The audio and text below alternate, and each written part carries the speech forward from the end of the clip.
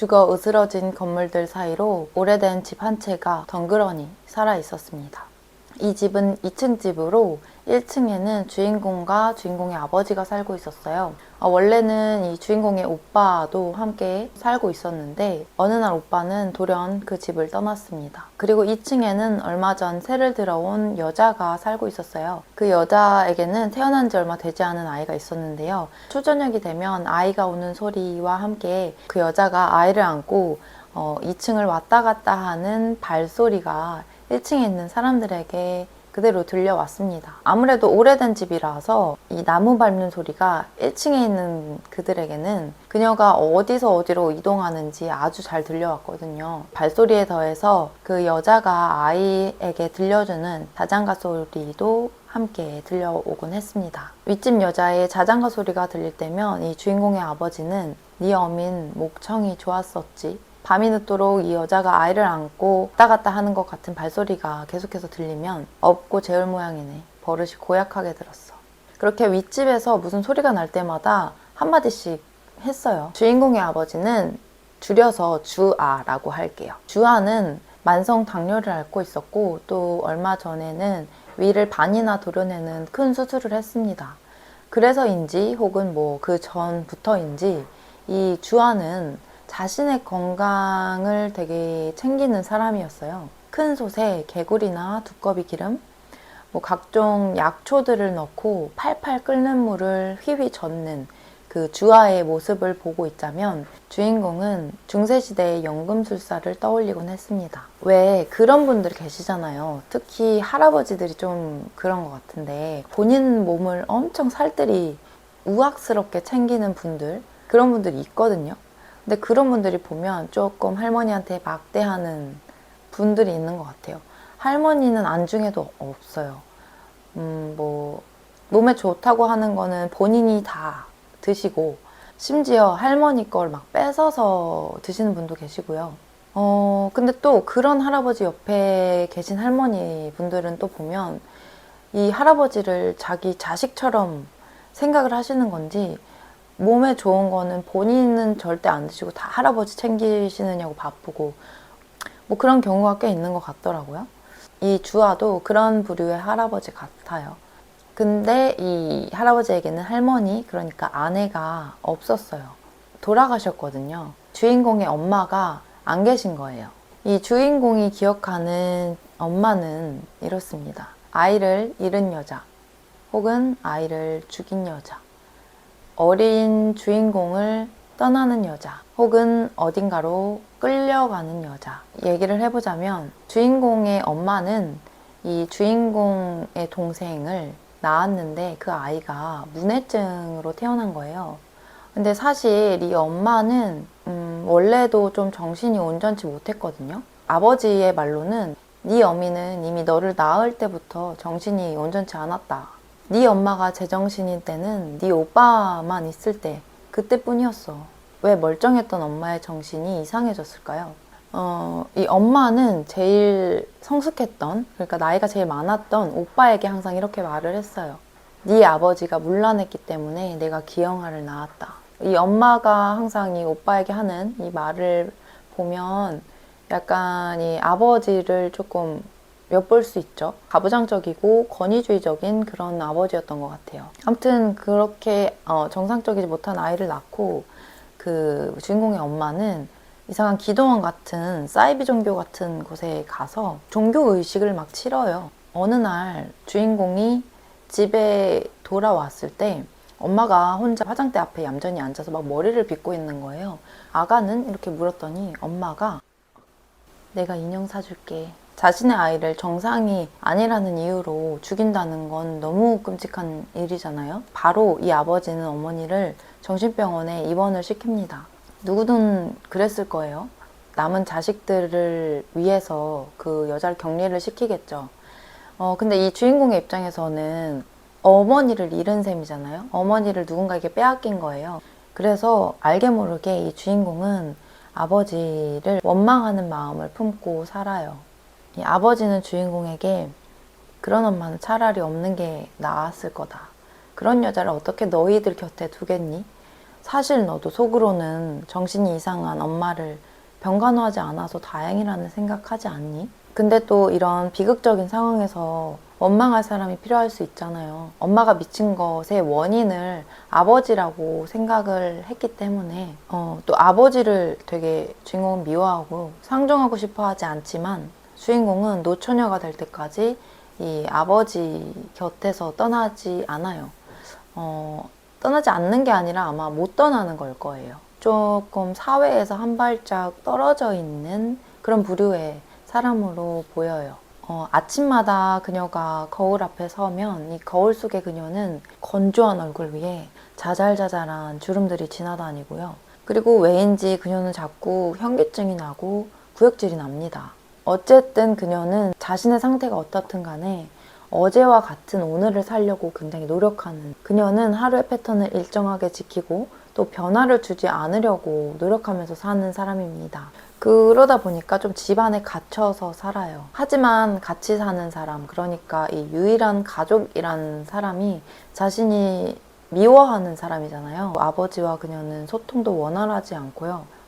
또 뭐 아버지는 자꾸 그녀에게 말을 걸려고 하고 다가가려고 하지만 그녀는 당연히 아버지를 외면하고 싶어 해요. 근데 이 부녀가 특히 밤이 되면 함께 하는 게 있습니다. 우리나라 대표 도박이죠. 화투.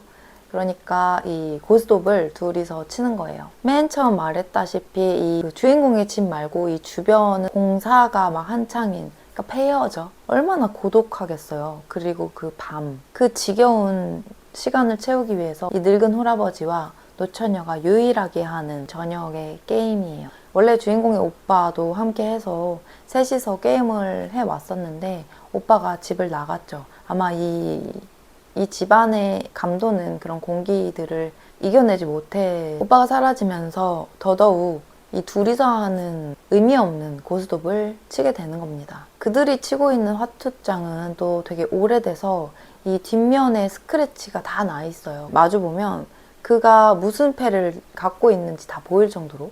그러면서도 그들은 인간인지라 어떤 소통을 할 상대가 필요하잖아요. 그렇게라도 헛헛한 마음을 달래는 겁니다. 게임을 시작하면서 정해놓은 판수가 끝나면 그녀는 아버지 몰래 집 밖으로 나갑니다. 이 저녁에 게임을 하고 있는 내내 누군가가 집 밖에서 휘파람으로 불러내거든요.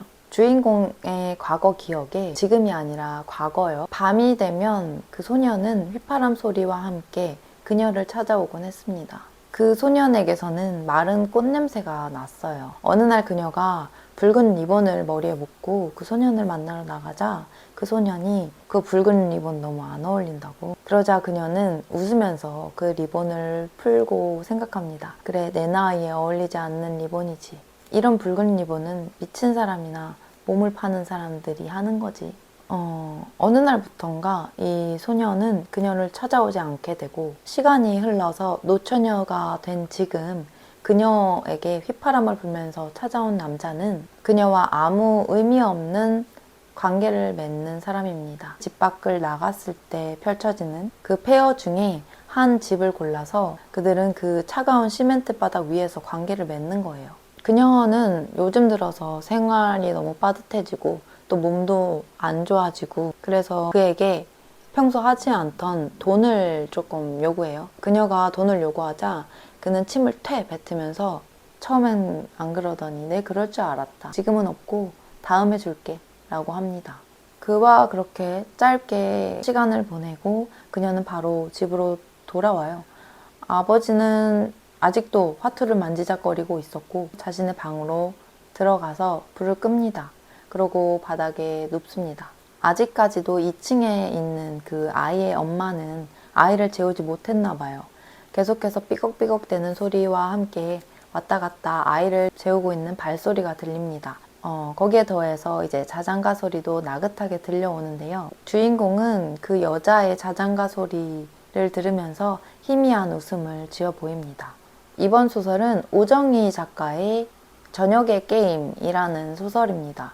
제3회 이상문학상을 받은 소설로 1979년작이에요. 이 오정희 작가의 소설은 사회적인 약자들을 절박한 상황으로 몰아가면서 좀 피해자들을 막 수두룩하게 만드는 그런 면이 있는 것 같아요. 그래서 보면 좀 암울해요. 소설 자체가 되게 암울하고. 근데 또 입에 쓴 약이 몸에도 좋다고 하잖아요. 이 입에 들어왔을 때는 기분이 굉장히 나쁘지만 결과적으로 보면 느껴볼 필요가 있는 그런 감정이라고 생각이 들거든요. 제가 읽은 이 저녁의 게임이라는 소설은 오정희 작가의 유년의 뜰이라는 책 안에 수록된 작품이에요. 이 유년의 뜰 전체를 봐도 대충 다 이런 느낌인 것 같아요. 수록작들을 한 번에 쭉 읽으면 너무 힘들 것 같고 다른 소설과 번갈아 가면서 조금 이렇게 희석해 나가면서 읽으면 좋을 것 같습니다. 주인공 얘기를 안 할 수가 없죠. 주인공은 그 갇힌 집에서 그 소년을 기다리고 있거나 혹은 그 기억 속에 있는 소년을 계속해서 회상하는 것으로 살아가는 사람 같아요. 그러니까 더 나아가지 못하는 사람? 근데 이 주인공이 구역질이랑 막 현기증을 느끼거든요. 임신한 것 같지 않아요? 그 윗집 사는 여자가 부르는 자장가를 들으면서 희미한 미소를 띄우는데 엄마가 아이에게 부르는 자장가를 듣고 자신의 엄마를 회상하면서 짓는 어떤 그런 미소라고 생각을 했거든요. 근데 제가 이 줄거리를 이야기하는 거를 하다 보니까 이 한 번 읽은 책을 계속해서 들여다보게 돼요. 그러면 이게 볼 때마다 해석이 달라지는 거예요. 그러다 보니까 제가 좀 이 책이 너무 암울해서 그런지 이 희망적인 메시지를 원해서인지 마지막 그 장면이 왠지 자신의 엄마를 회상하면서 짓는 미소가 아니라 이 여자가 임신을 해서 이 윗집 여자처럼 자신도 아이를 낳고 엄마가 되는 따뜻하고 포근한 그런 미래에 대한 기대 때문에 짓는 미소가 아닐까? 뭐 이런 생각이 들었습니다. 저는 책의 줄거리를 이야기하면서 책들을 소개하고 있잖아요. 근데 이 책들은 구전이 아니란 말이에요. 그래서 제가 이야기한 책이 혹시나 흥미롭게 느껴진다면 그 책을 읽어보시면 좋을 것 같아요. 아무리 줄거리를 알더라도 직접 읽으면 다른 작품이 되거든요. 특히 이 개인이 상상해내는 캐릭터들과 또 이 소설 속에서 하나하나 겹쳐지는 이 문장들 그리고 묘사 이런 게 정말 이 한 줄이 엄청난 힘을 갖고 있어요. 그 힘이 말로 어떤 표현이 되는 건 아니지만 그 문장을 읽었을 때 몸속에서 뭔가 쫙쫙 빨아들이는 뭔가를 흡수하는 그런 느낌이 드실 거예요. 이번 소설은 여기까지고요. 제가 소개한 책들이 조금 흥미롭게 느껴지셨다면 구독과 좋아요, 알림 설정 눌러주시면 감사하겠습니다. 저는 다음 소설 읽으러 가볼게요.